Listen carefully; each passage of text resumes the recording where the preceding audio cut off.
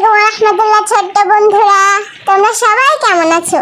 আশা করি তোমরা সবাই ভালো আছো। আলহামদুলিল্লাহ, তোমাদের দোয়ায় আমিও ভালো আছি।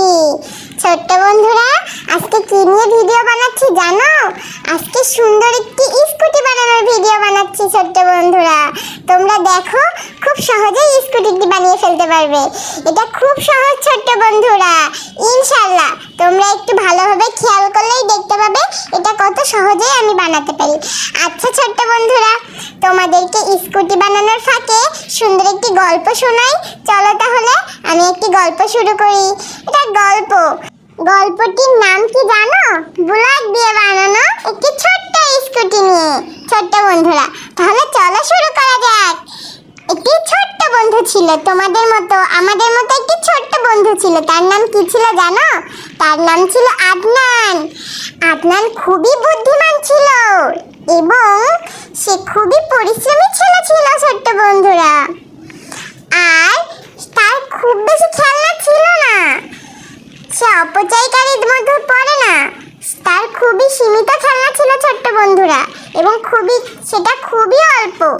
তার কিছু ব্লক ছিল, সে ব্লক দিয়ে খেলতে খুব পছন্দ করত। যেহেতু সে পরিশ্রমী ছিল এবং বুদ্ধিমান ছিল, সে একদিন মন দিয়ে ব্লকগুলোকে জোড়া লাগাতে লাগলো। জোড়া লাগাতে লাগাতে সে একটি সুন্দর স্কুটি বানিয়ে ফেললো ছোট্ট বন্ধুরা।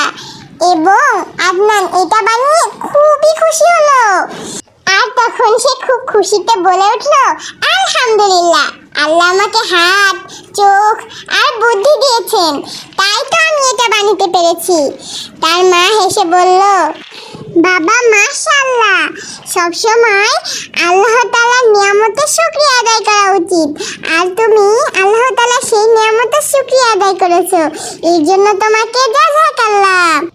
এই ঘটনার পরের দিন বিকালবেলা আদনান দেখলো তার বন্ধু হাঁটতেছে এবং খুবই কান্না করতেছে এবং খুবই মন খারাপ। তার বন্ধুর কাছে গেল, বলল, তোমার মন খারাপ কেন বন্ধু? তার বন্ধু বলল, আদনান, আমি খেলতে চাই কিন্তু আমার খেলার কিছুই নাই।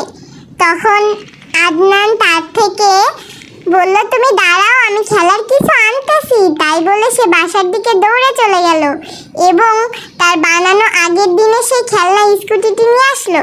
নিয়ে এসে দুইজনে মিলে খুবই মজা করে খেলতে লাগলো। তখন আদনানও খুশি হলো আর আদনানের বন্ধু রহিম, সেও অনেক খুশি হলো। রহিম খুশি হয়ে বলল, সত্যিই তুমি অনেক ভালো বন্ধু, তুমি শুধু খেলনা বানাওনি, বরং আমাকে আনন্দও দিলা। তখন আমার রহিমের কথায় খুশি হয়ে বলল রহিমকে, আমাদের প্রিয় নবী হযরত মুহাম্মদ সাল্লাল্লাহু আলাইহি ওয়াসাল্লাম বলেছেন, তোমাদের মধ্যে সর্বোত্তম ওই ব্যক্তি যে অন্যের উপকার করে। আমান সিদ্ধান্ত নিল সে সবসময় তার খেলনার জিনিস বন্ধুদের সাথে ভাগ করে নিবে আর কখনো একা একা খেলবে না, সবাইকে আনন্দ দিবে এবং তার খেলনা নিয়ে যেন সবাই আনন্দ পায়, এজন্য সবাইকে দিয়ে সবসময় সে খেলতে চায়। ছোট্ট বন্ধুরা, তোমাদের গল্পটা এখানেই শেষ হলো। আজকের গল্পটা তোমাদের কাছে কেমন লাগলো? চলো ছোট্ট বন্ধুরা, আজকে তাহলে আমরা গল্প থেকে কি শিখলাম? আমরাও আদনানের মতো আমাদের খেলনা, আমাদের খাবার আমাদের বন্ধুদের সাথে শেয়ার করব। ভাগ করে নিলে আল্লাহ তাআলা আমাদের প্রতি অনেক খুশি হন এবং ছোটবেলা থেকে মানুষ অনেক ভালো হয়ে মানুষের মতো মানুষে উঠতে পারি আমরা। ছোট্ট বন্ধুরা, আমার আশা করি আমার এই গল্পটা তোমাদের কাছে ভালো লেগেছে। যদি আমার গল্পটা তোমাদের কাছে ভালো লাগে তাহলে লাইক করে দিও। আর ছোট্ট বন্ধুরা, আরেকটা কথা তোমাদের সাথে শেয়ার করি, সেটা হলো তোমরা যদি ব্লগ দিয়ে খেলনার ভিডিও দেখতে পছন্দ করো তাহলে আমার চ্যানেলটাকে সাবস্ক্রাইব করে রাখতে পারো, কারণ আমি প্রতিদিন নতুন নতুন ভিডিও আপলোড করি। তাহলে তুমি যদি পছন্দ করো তাহলে দেখতে পারবে।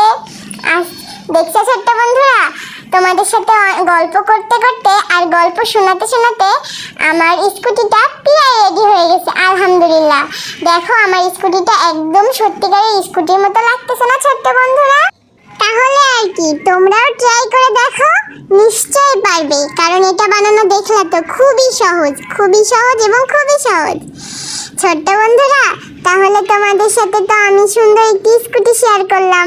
তাহলে আজকের মতো বিদায় ছোট্ট বন্ধুরা। আল্লাহ তোমাদের সকলকে ভালো রাখুক। ভালো থেকো। আল্লাহ হাফেজ।